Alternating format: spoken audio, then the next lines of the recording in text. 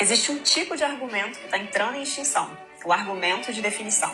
O que é uma mulher? É uma pessoa, cara, muito particular de cada pessoa. Defina uma mulher. Não, é muito difícil você definir. Você já parou para pensar que é baseado no consenso de conceitos básicos que a gente consegue se organizar e se comunicar na nossa sociedade? Quando a definição de um conceito fundamental deixa de ser estável, surge um problema lógico. As regras que dependem desse conceito também começam a perder clareza. É justamente porque a gente sabe e concorda que a mulher é um ser humano adulto, do sexo feminino, categoria biológica associada à possibilidade de reprodução, que a CLT prevê que a mãe trabalhadora tem direito a alguns intervalos para amamentar o bebê. E sabe por que não existe nenhuma regra escrita que diga que a presidente da Comissão de Defesa dos Direitos da Mulher deve ser obrigatoriamente um ser humano do sexo feminino? Porque é a primeira vez na história que alguém tenta relativizar a verdade do que é ser uma mulher na nossa sociedade. E por isso, a coerência comandou até aqui. Não por acaso, exatamente por coerência, desde 2016, quando essa comissão foi criada, ela sempre foi presidida por mulheres, das quais 80% são mães. Perder a referência do que é verdade é o primeiro passo para a gente se tornar presa fácil de manipulação. E isso é uma tática super antiga. Os sofistas eram professores de retórica que ensinavam a persuadir qualquer público, independentemente da verdade. Para muitos deles, a justiça, inclusive, poderia ser redefinida conforme a própria conveniência, justamente porque a verdade era relativa. E Sócrates reagia exatamente contra isso. Por isso que durante uma boa parte da sua produção ele se concentrou em responder perguntas básicas do tipo: o que é justiça? O que é virtude? O que é a verdade? O que é coragem? Para Sócrates, quando os conceitos deixavam de ter um significado estável, o discurso público se tornava nada além do que manipulação retórica. E uma perspectiva muito própria minha, o maior indício de que a gente vem sendo atacado na nossa capacidade de definir as coisas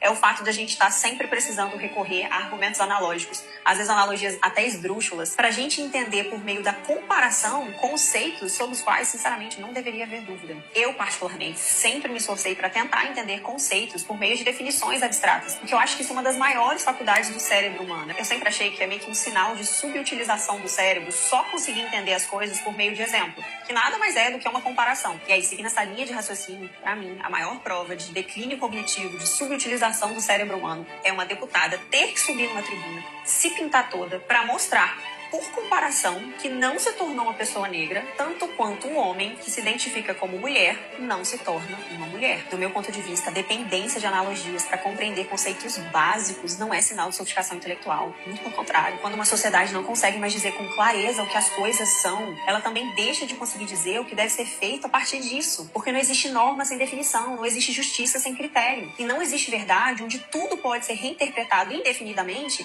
de acordo com a percepção subjetiva de cada um. No fim, o que está em jogo não é só uma palavra, é a própria capacidade de distinguir realidade de narrativa. E uma sociedade que perde essa capacidade se torna mais vulnerável a quem domina melhor o discurso.